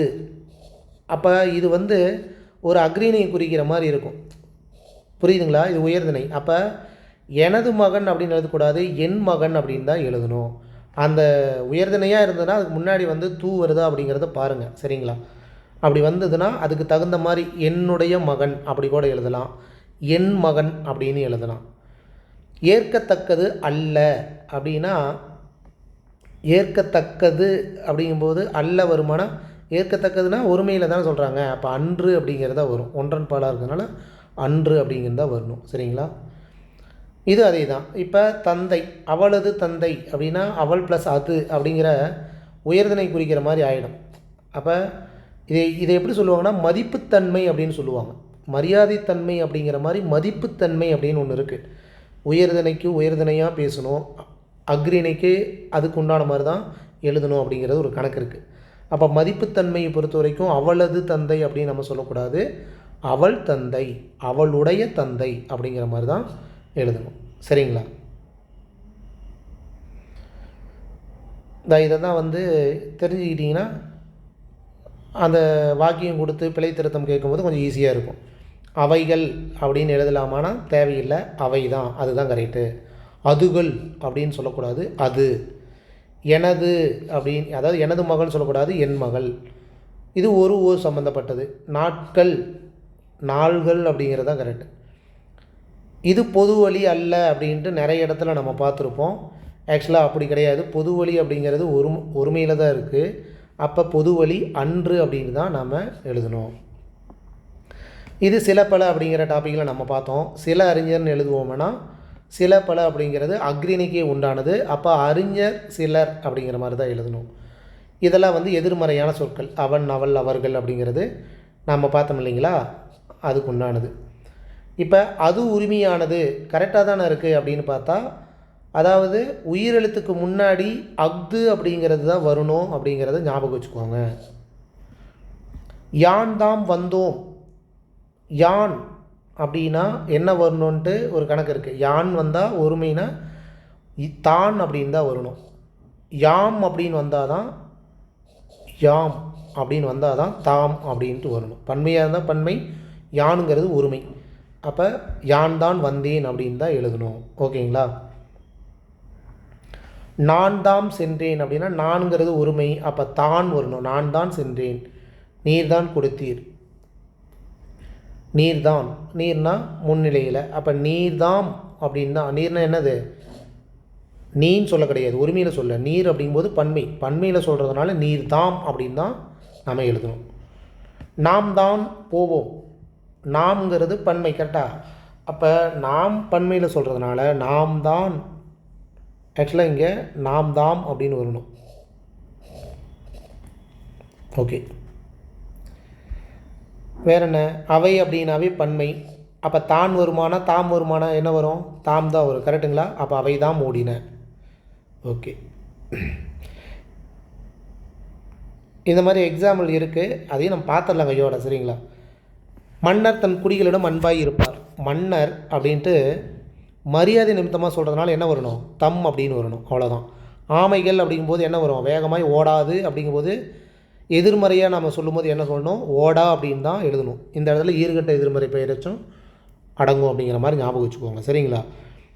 எதிர்மறையாக அப்படிங்கும்போது ஓடா அப்படின்னு தான் எழுதணும். நான் கொடுத்த புத்தகம் இது அல்ல அப்படிங்கும்போது புத்தகம் அப்படிங்கிறது ஒருமை தான். அப்போ அன்று அப்படிங்கிறது தான் வரணும், ஓகேங்களா? ஒன்றன் பலதுனால அன்று அப்படின்னு தான் வரணும்.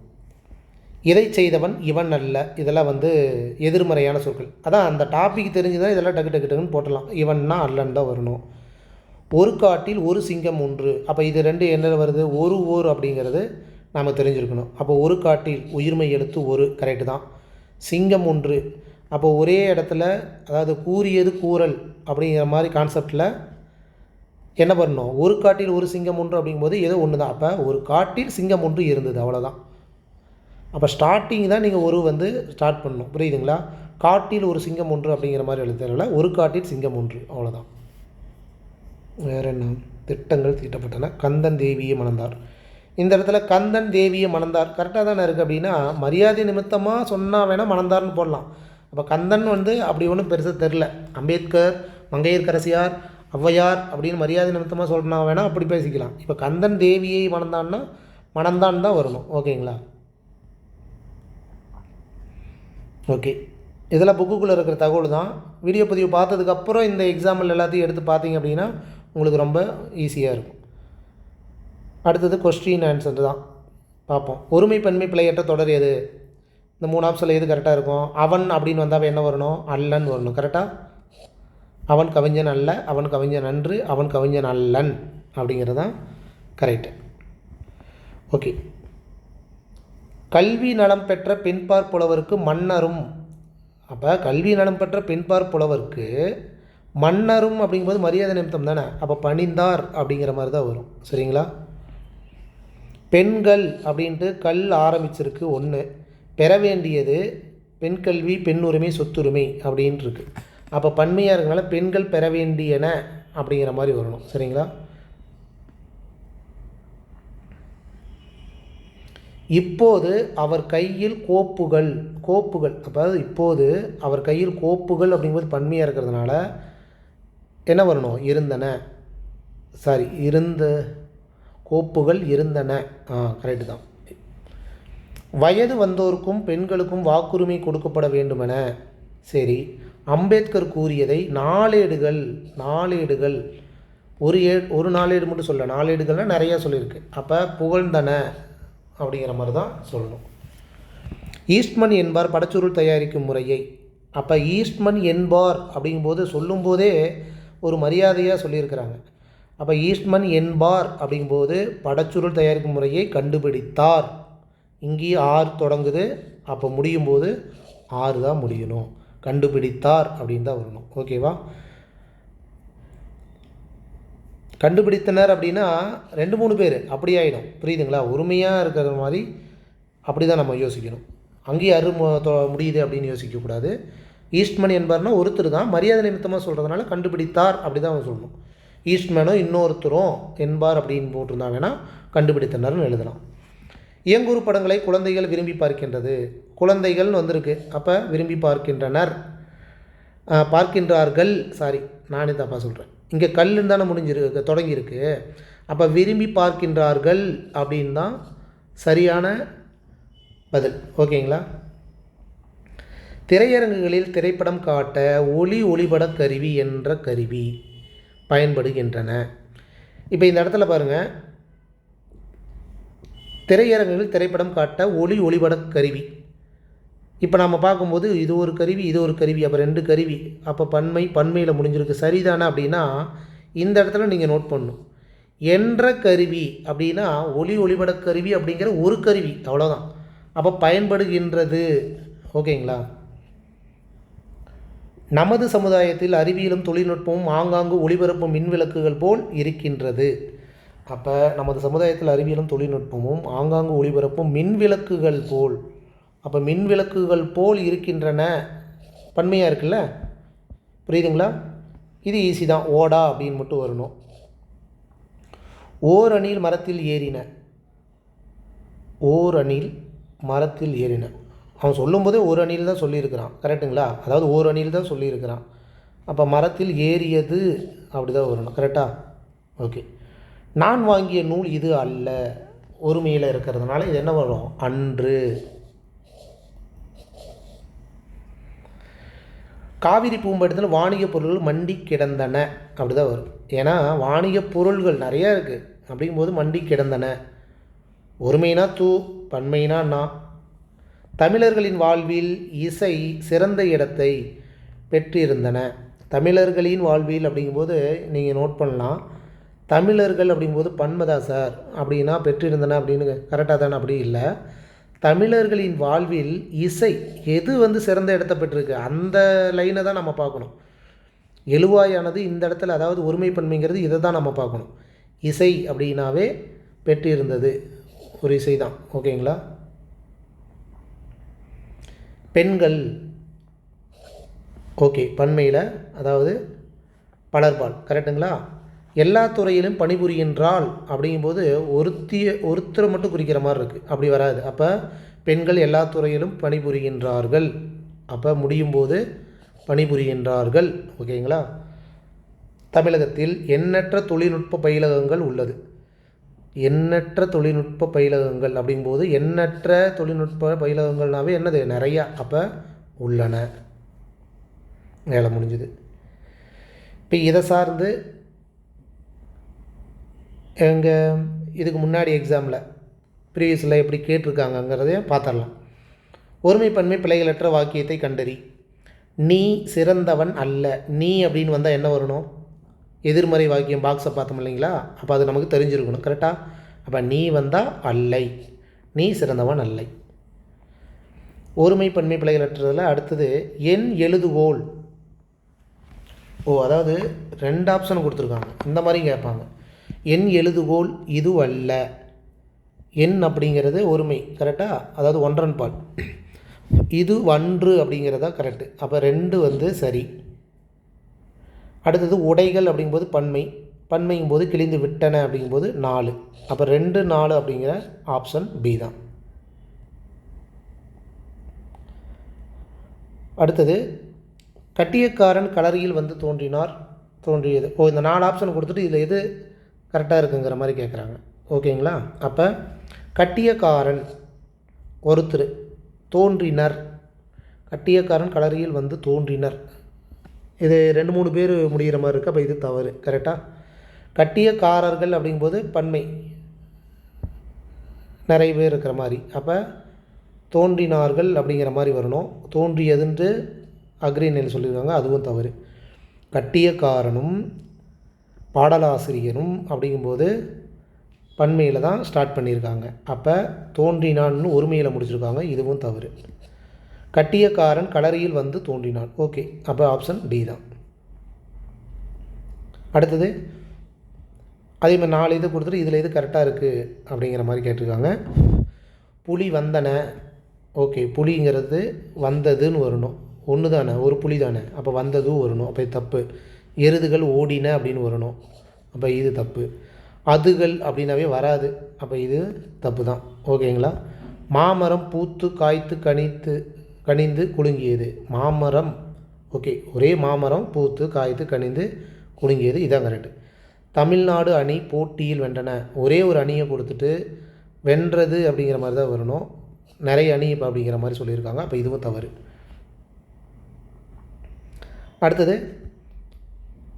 காட்டில் முயலும், அதாவது இந்த ஒரு 2 ஆப்ஷன் கொடுத்துட்டு இதில் எது சரி அப்படிங்கிற மாதிரி கேட்டிருக்காங்க. காட்டில் முயலும் ஆமையும், காட்டில் முயலும் ஆமையும் அப்படிங்கும்போது என்ன வரணும்? ஆக்சுவலாக பன்மை 2 பேர் இருக்கிறதுனால ஒன்றுக்கு மேற்பட்ட இருக்கிறதுனால எப்படி முடியணும்? பன்மையில் தான் முடியணும். மாணவன் நல்லொழுக்கம் உடையவர்கள். மாணவன் அப்படிங்கும்போது ஒருமையில் சொல்லிவிட்டு உடையவர்கள் அப்படின்ட்டு கல்வி விதி பெற்று பன்மையில் சொல்லியிருக்காங்க. அப்போ அதுவும் தவறு. மாணவர்கள், அப்போ இதுதான் கரெக்ட். ஓகேங்களா? உடையவர்கள் ஒருமை பன்மை பிழைகளற்றது. அடுத்தது என்ன? அதேமாரி எது சரின்னு பார்த்துடலாம். இங்குள்ளது எல்லாம் நல்ல பழமை. எல்லாம் அப்படின்னு வந்துருச்சு. எல்லாம் வந்தாவே பன்மைக்குரியது தான் வரும். அப்போ இங்கு உள்ளது அப்படின்னு இது தவறு. கரெக்டாக? ஓகே. அப்போ இங்கு உள்ளவை அப்போ பன்மை தான். புரியுதுங்களா? அப்போ இங்கு உள்ளவை எல்லாம் நல்ல பழங்களே. அப்போ இது சரி. விழாவில் மக்கள் மக்கள் அப்படின்னு வரும்போதே நம்ம சொல்லியிருக்கோம் இல்லையா? இந்த தூ அப்படிங்கிற அக்ரிணையாட்டம் நம்ம பேசக்கூடாது, எழுதவும் கூடாது அப்படிங்கிற மாதிரி. விழாவில் மக்கள் இல்லை அப்படிங்கிற மாதிரி தான் எழுதணும். ஒவ்வொரு ஊர்களிலும் தொலைக்காட்சி பெட்டி. ஒவ்வொரு அப்படின்னு வந்தாவே அது ஒருமைக்கு உண்டானது அப்படின்னு நம்ம பார்த்துட்டோம். அப்போ ஒவ்வொரு அப்படிங்கும்போது ஊர்கள் அப்படி வருமா அப்படின்னா தப்பு தானே. அப்போ ஃபஸ்ட்டு தப்பு. அப்போ ஒவ்வொரு ஊரிலும் அப்படிங்கிறது கரெக்டு. ஓகேங்களா? தொல்காப்பியம் என்ற அப்படிங்கும்போது காலம் சார்ந்த ஒரு இந்த மாதிரி நூல்களை சொல்லும்போது எனும் அப்படிங்கிறத தான் யூஸ் பண்ணணும் அப்படிங்கிறத நம்ம பார்த்துருக்கோம். அப்போ தொல்காப்பியம் எனும் இலக்கண நூல் தான் தொன்மையானது. பெண் எல்லா துறைகளிலும் பணிபுரிகின்றாள். ஒருமை பன்மை பிழைகள். பெண் ஓகே. எல்லா துறையிலும் பணிபுரியும். எல்லா துறைகளும் அப்படிங்கும்போது நிறைய இருக்குது. அப்போ பணிபுரிகின்றாள் அப்படின்னு நம்ம எல்லா துறைகளும் சொல்ல முடியாது. கொஞ்சம் மரியாதை நிமித்தமாக தான் சொல்லணும். கரெக்டுங்களா? பெண்கள் எல்லா துறைகளிலும் பணிபுரிகின்றனர் அப்படிங்கிற ஆப்ஷன் டி தான் சரி.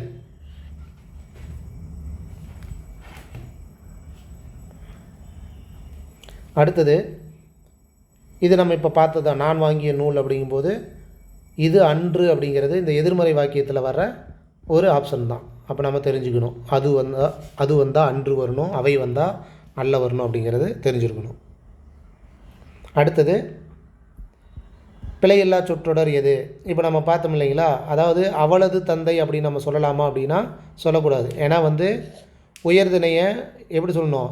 இந்த மாதிரி தூ வரக்கூடாது அப்படிங்கிற அவள் ப்ளஸ் அது. அப்போ அது அப்படிங்கிறது அக்ரிணைக்கே உண்டானது. அப்போ உயர்திணைக்கு அந்த மாதிரி நம்ம சொல்லக்கூடாதுங்கும்போது அவள் தந்தை அப்படிங்கிற மாதிரி தான் சொல்லணும். ஓகேங்களா? எனது மகன் அதேமாரி இந்த இடத்துல அப்படி தான் என் மகன் அப்படின்னு சொல்லணும். அப்போ இதில் எது கரெக்டாக இருக்குது அப்படின்னா அவள் தந்தையும் என் மகனும் கூறுவன ஏற்றத்தக்கது அல்ல. ஓகேங்களா? அடுத்தது இப்போ நம்ம பார்த்திங்களா அந்த 12th ஸ்டாண்டர்டில் ஓல்டு புக்கில் பார்த்திங்கன்னா உளப்படுத்தாத்தன்மை உளப்பாட்டுத்தன்மை அப்படின்ட்டு அதில் தன்மை பெயர்கள் பதிலீட்டு பெயர்கள் அப்படின்ட்டு இருக்குது. இப்போ இதுவும் நமக்கு தெரிஞ்சுக்கணும். அவன் அவள். இப்போ நாம் முயற்சி செய்வோம் நாங்கள் முயற்சி செய்வோம் தான் நம்ம பார்த்தோம். கரெக்டுங்களா? அப்போ அதை வச்சு பார்த்திங்கன்னா 4 1 2 3 அதாவது நாங்கள் அப்படிங்கும்போது உளப்படுத்தாதது. அப்போ 2 இங்கே வரணும். நான் அப்படிங்கும்போது என்ன சொல்லியிருந்தோம்? உளப்பாட்டுத்தன்மை. கரெக்டாக? அப்போ 1 2 அப்படிங்கிறது 2வது எங்கே இருக்குது அப்படிங்கிறத நம்ம பார்க்கணும். இப்போ இதெல்லாம் இருக்குது. அவன் அவள் அவர் அப்படிங்கிறதெல்லாம் தன்மை பன்மை பெயர்கள் அப்படின்ட்டு இருக்குது. பதிலீடு பெயர்கள் அப்படின்ட்டு. அப்போ 4 1 2 3 தான்.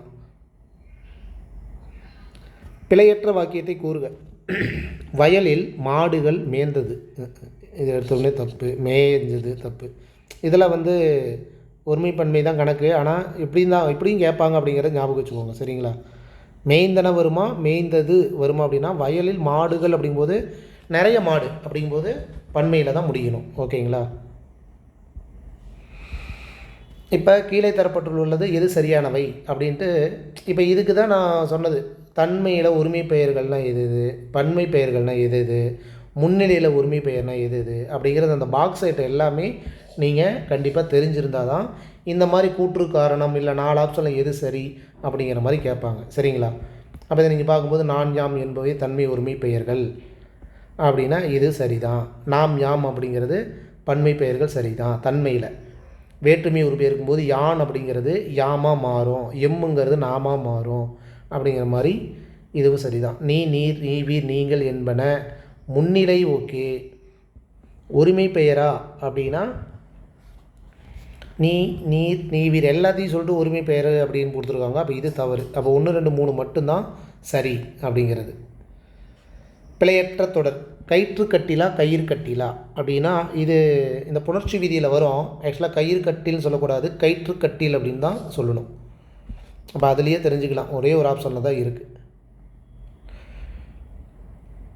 இது நமக்கு தெரிஞ்சது தான். அதாவது வந்து உயிரெழுத்துக்கு முன்னாடி என்ன வரணும்?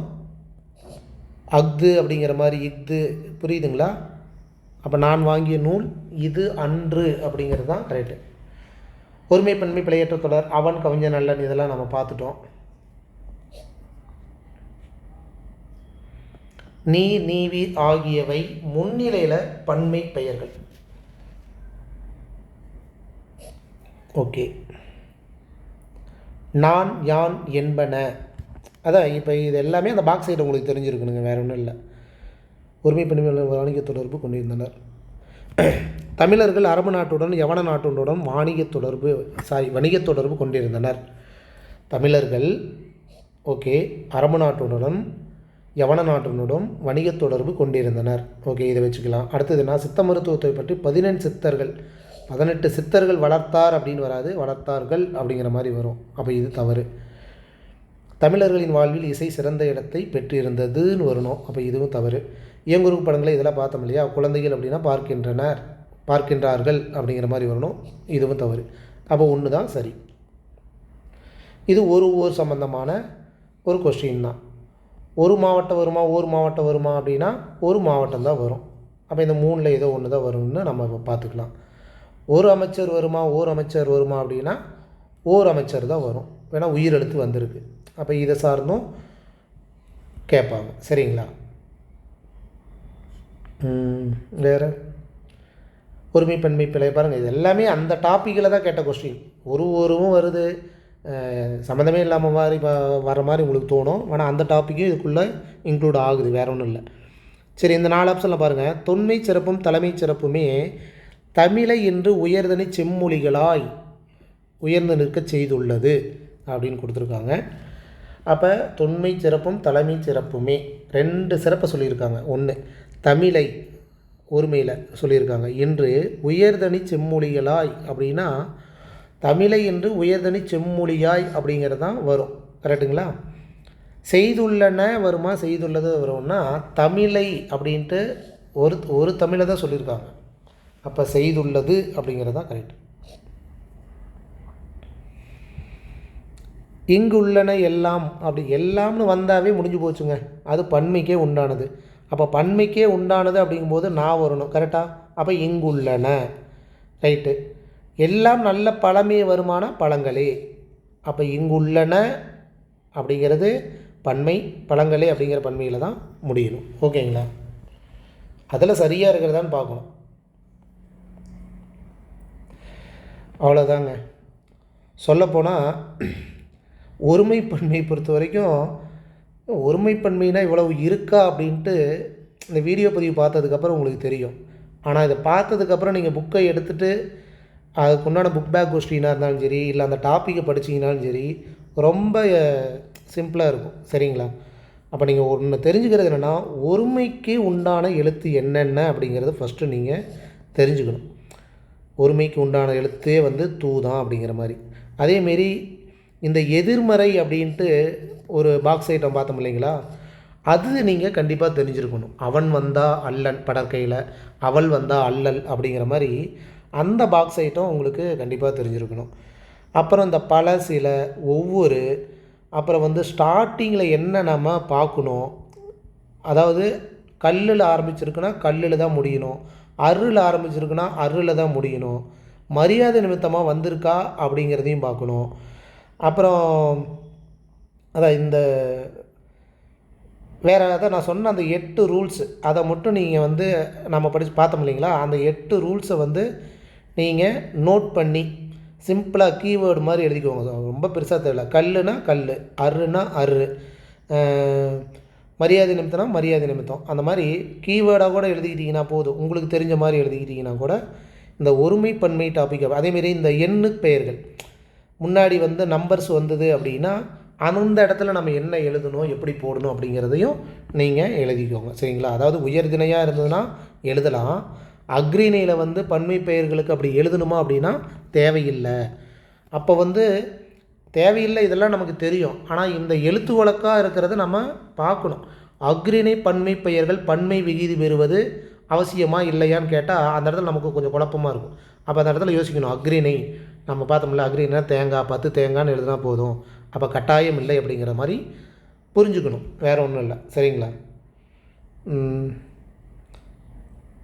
வேறு ஒன்றும் இல்லை. ஒருமைப்பன்மை சம்மந்தமாக இன்னும் நான் இன்னும் போக வீடியோ பதிவில் பார்த்தீங்கன்னா எக்ஸாம்பிளோட ஒரு 5 எக்ஸாம்பிளை வந்து சொல்லி இந்த இடத்துல ஏன் வந்து இப்படி வருது அப்படிங்கிற மாதிரியும் நான் வீடியோ பதிவு நான் உங்களுக்கு தரேன். வேறு நான் இதெல்லாம் பார்த்துட்டோம்.